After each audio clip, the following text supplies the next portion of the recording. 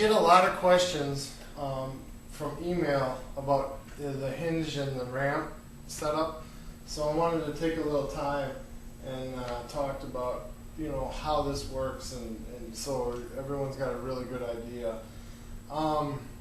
This is 3/4 black pipe, schedule 40. Any welding shop should have this. This is supposed to be 3/4 inch hot rolled rod, but I just realized I don't have any. I thought I did, but I didn't. So it's kind of embarrassing, but I found some 3/4 threaded rod. It works just the same. I mean, you can go to any hardware store and get this. But what I wanted to talk about was the hinge itself. Now, I cut these, and then you're going to want to deburr the edges of these so it's not sharp and it's smooth, because when you have this together, you don't want any binding really. I mean, it'll wear off, but still, I like to start nice. And basically, the big one, the 4-inch one goes in the middle. I have two 2-inch ones that go on the ends. And now you're going to want to leave just a little clearance, between here and there. That way nothing ever binds up. You get dirt and crud in there. It's always going to work smooth.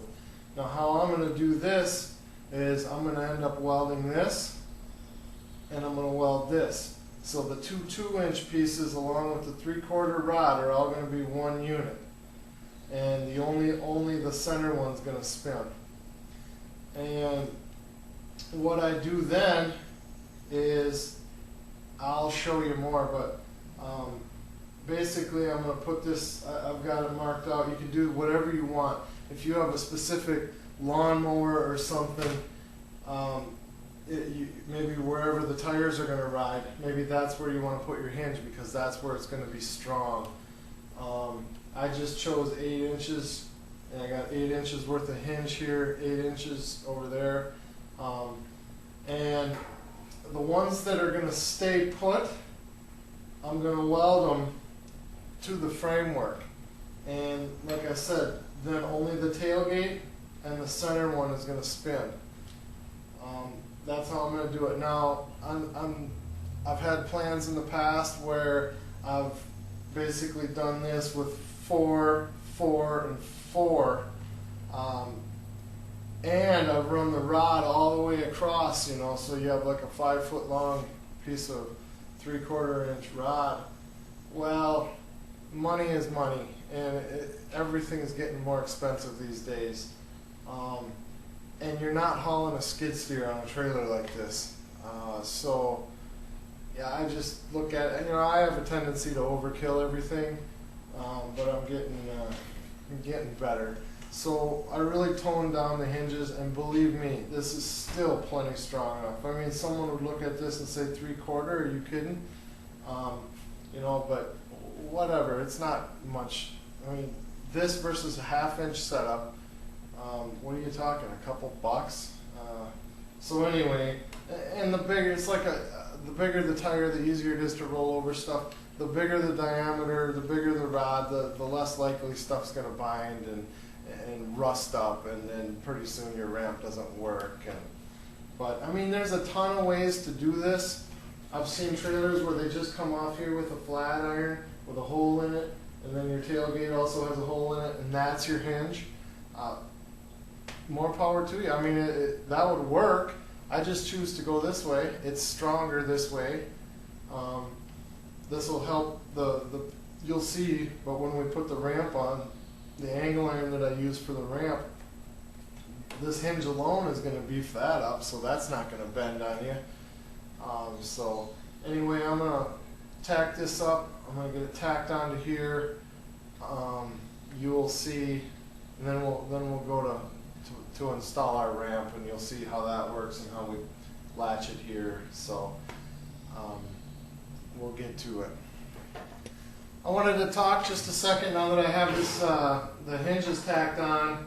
I wanted to talk about welding, to make sure that you get it welded on the top and the bottom of the hinge. That way it's not going to be able to peel off or anything. And try not to get anything on the other one that, you don't want to accidentally weld this one down. You know, this one's only going to get welded to your ramp piece. Now these hinges work great if, you know, if you're putting plywood or if you're putting flat steel like I'm doing.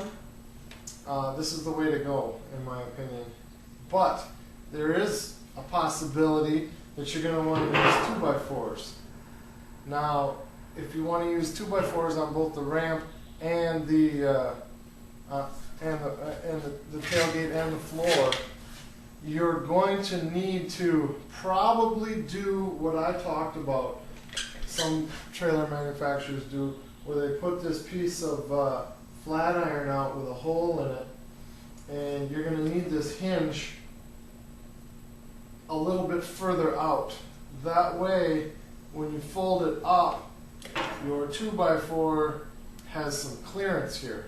I know it's kind of hard to, I can't cover every single, I'm trying to point out the problem, I guess. It just depends on what you're going to use for a floor. So basically, if you're using expanded metal or something, you're fine. If you're using 2x4s on your ramp, I feel like, well, that could get kind of heavy, but you know, if you want to do that, you're going to have to adjust your hinges. You're probably not going to be able to use a style like this because you're going to run into clearance problems. When you close it up, that 2x4 is going to want to hit that 2x4. Either that, or you put another cross member in here and end your 2x4s there, then you wouldn't have a problem. So it's just the little things like that you kind of want to plan ahead with. But like I said, for flat and flat, it's good. Okay, now I've got a little bit of a confession to make. I'm not building a ramp per se, but this is basically exactly the same as how I would build the ramp, and I have done it in the past, except for I made this a foot tall. I would make my ramp 4 or 5 feet, but it would be the same thing. I took the time and I 45-degreed the corners just like we did for the trailer frame, and I squared it up the same way, corner to corner. Now, what I'm going to do is I'm going to put a couple of these in just like this, like we did for all the other sides. Now, you could do this for your ramp, or you could do something like put it in so it's flat like that. So you get a good weld. If you're going to use expanded metal or something, you'll be able to weld it to here. And this is another one of those things where it's common sense.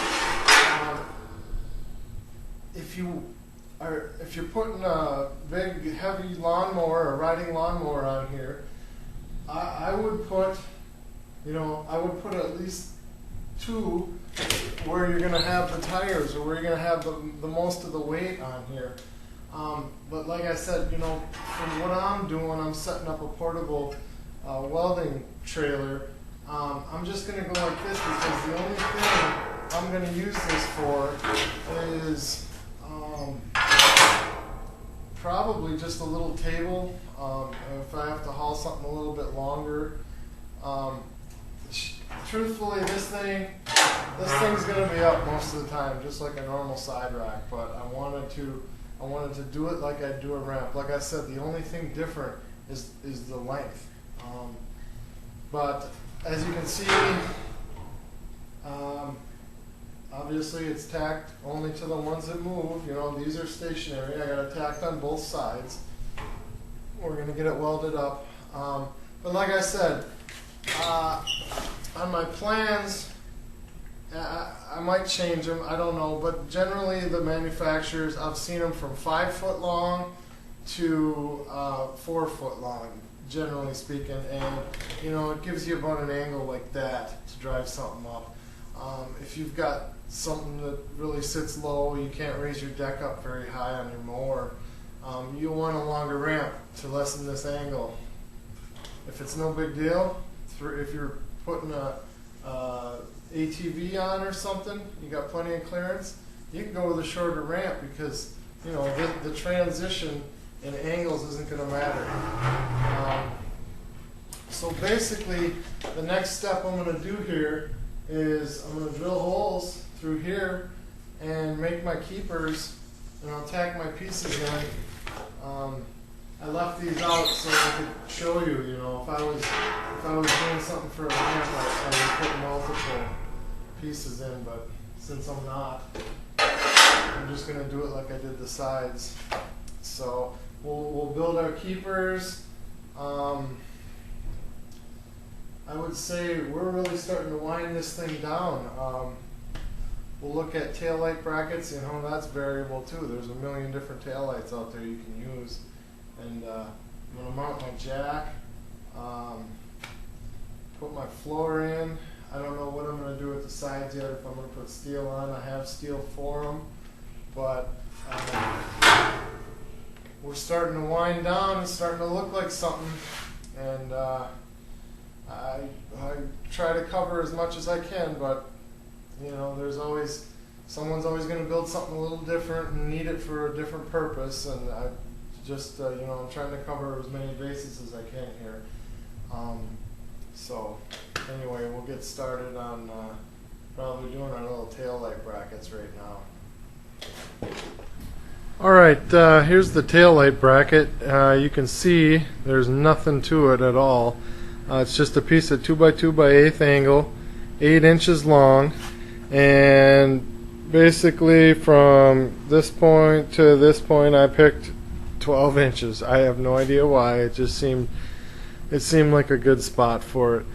So just drilled 2 holes. Again, you got 50 different kinds of tail lights a person can use. I just happen to have these in my drawer. I've had them for about 10 years, and I'm going to use them. What the heck. Now some people will go ahead and they'll, you know, completely enclose it, except, you know, for the back. They'll enclose it so that they don't get wrecked, and that's a good idea, but I'm not going to do that. These are too cheap, too easy to replace. So I'm just going to go with this.